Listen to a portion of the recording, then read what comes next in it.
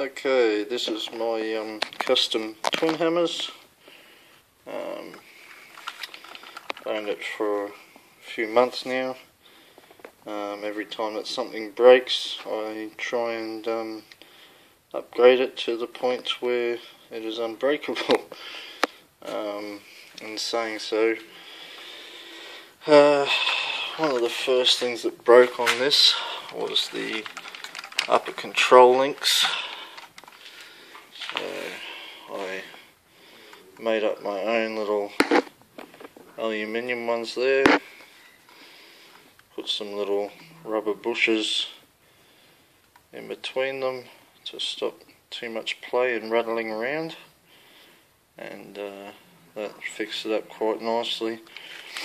I'm just going to run through the process in which I've customised this, just for my own memory's sake, I guess. Okay, well, after they broke, I think the next thing that started failing was the fact that the front diff wasn't locked, and so I got a diff locker and front diff locker and put that in there, so that all four wheels turn all at the same time, simultaneously, and makes it a lot easier to crawl over rocks and scale over things, because when you've got one front wheel spinning but the other one isn't, it doesn't quite do the job. The next thing I think that started becoming a problem with this was the front F1 style horizontal suspension, which usually sits under the bonnet here and comes up like this. The standard plastic mounting plate that attaches to snapped in half, and you can buy aluminium ones to replace the plastic ones, but I saw a few videos of, I think, a brand in America called Blue Monkey that make these scale looking shock towers that allow you to have the shocks more of a scale looking vertical type, like that. But I sort of thought, well, I'm not going to spend $60 on this small aluminium plate and shock towers, and then have to buy the new shocks and stuff to go with it, plus the shipping costs and all of that. I thought I had a dig through all my old RC stuff, and I used to own a HBX, excuse me, a HBX Wild Killer buggy. So these here are actually off the rear shock tower of the HBX Wild Killer. The strap brace that I've got across the top of them, just to stop them bending, is also off the rear.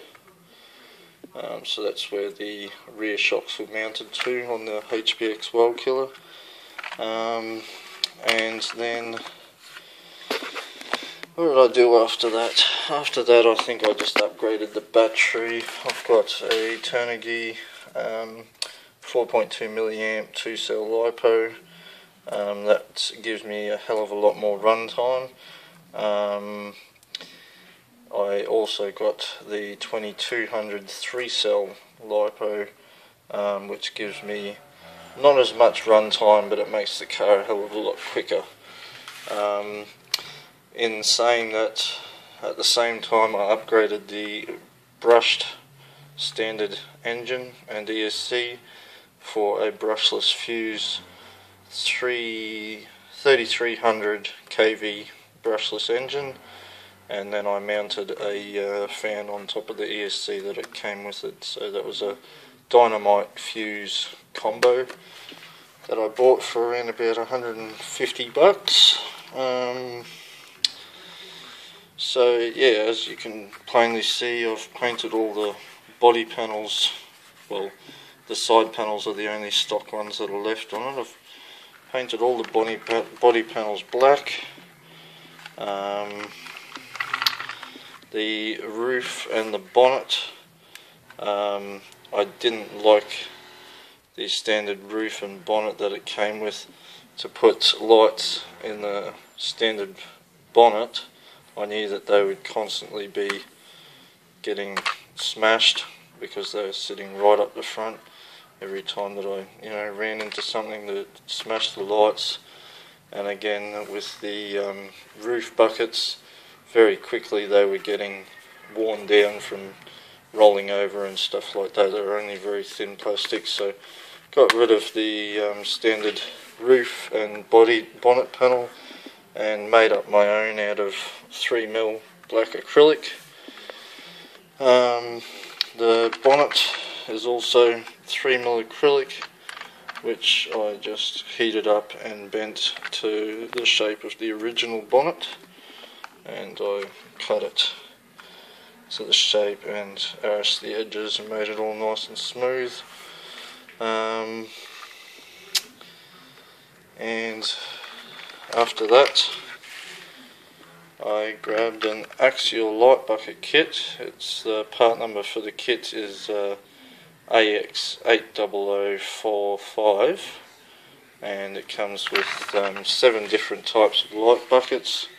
So I've got my 2 big spotlights with the PIAA symbol on the front there, it makes it scale looking, and I've got the little small ones either side of it there, sitting a little bit further back. On the rear here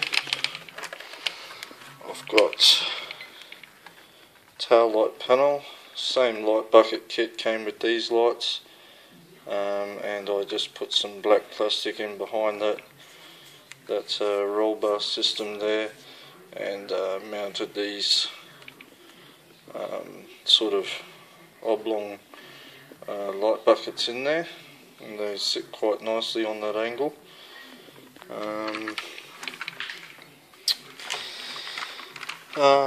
Yeah, so and the suspension I upgraded from the original suspension to a slash upgrade Proline kit. So on the front here they're 85mm, on the rear I think they're around 100mm. I still get quite a lot of play, travel I should say.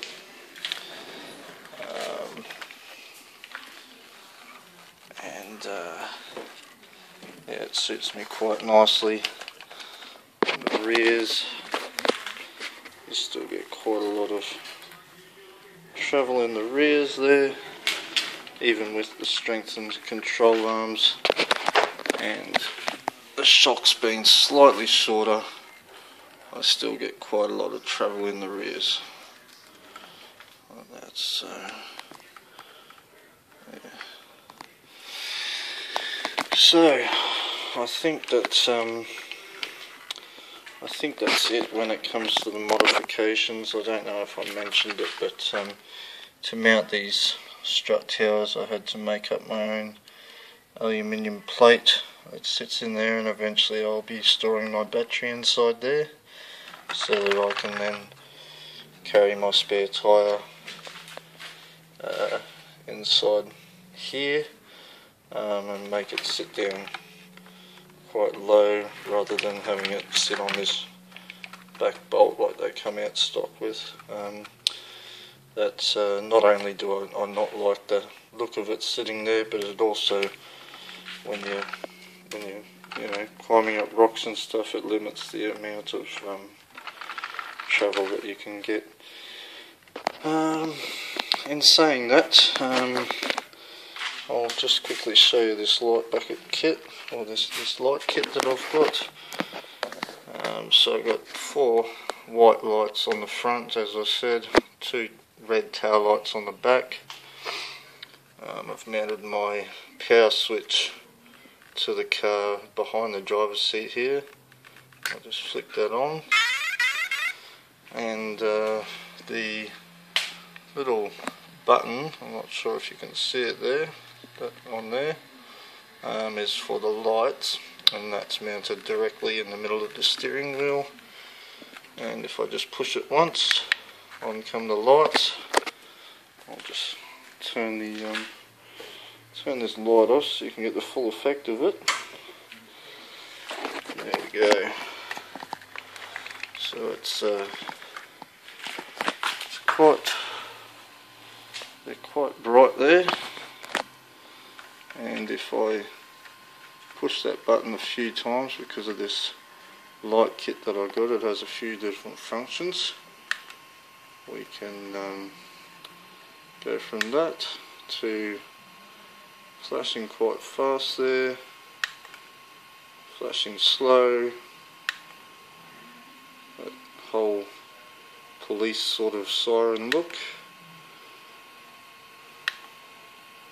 and then back to the flashing, and then back to the standard. And I'll just show you the rear tail lights while I've got the light off. So yeah, they're quite bright and look quite good. And we'll turn this light back on.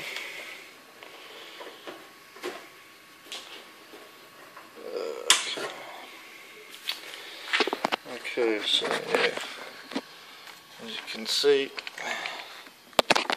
there's my lights. I like them a lot, and I don't really see any point in putting them on the roof there. I've got plenty of light there.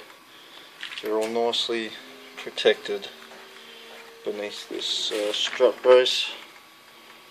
When the car rolls over, it doesn't touch the lights. And this bonnet here stops the lights from being damaged when you hit something from the front. So yeah, that's about it in a nutshell. And I'll post another video of the body off, so I can show you all the wiring and the brushless setup, and anything else that I can think of. So yeah, post your comments and any advice that you'd like to give me, any suggestions on how I can make it a little bit better. Oh, one thing that I will say is I've had a lot of trouble with the CVs in the front here. I don't know if that's because of the lock diff and the brushless motor giving it too much power, but the CVs in the front here, the pins keep on breaking in them. So I'm looking at upgrading the dog bone and CV setup in the front there to some heavier duty CV axles. So yeah, any suggestions and advice with that particularly would be very helpful. And anything else on anything that you've done to your twin hammers, be very interesting to see. So yeah, leave your feedback. Thanks.